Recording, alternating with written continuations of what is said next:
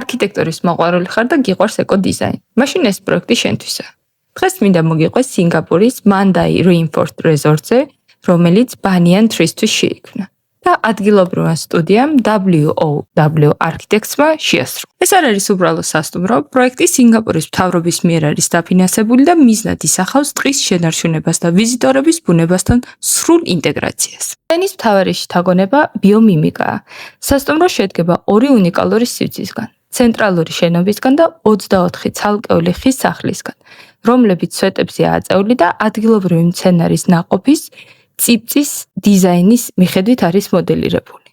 ცენტრალური ნაწილი 6 სართულიანი შენობა მოხრილი სტრუქტურისაა და ტერიტორიის დიდ ხეებს ეხება, რაც სუროს მოძრაობას იმეორებს. არქიტექტურულ დეტალებში უნიკალური მიდგომა ჩანს. ექსტერიერის ბეტონის დასამზადებლად ხის ფორმები გამოიყენეს, რათა ზედაპირზე ქერქის ანაბეჭდი დარჩენილიყო, როგორც ტყის ცოცხალი მოგონება. ინტერიერში შესვლისას ლობიდან ზედა სართულზე ადის სპირალისებული კიბე, რომელიც ცოცხალი არსების ხერხემალს გავს. ამას ემატება მაღალი დონის კომფორტის დეტალები.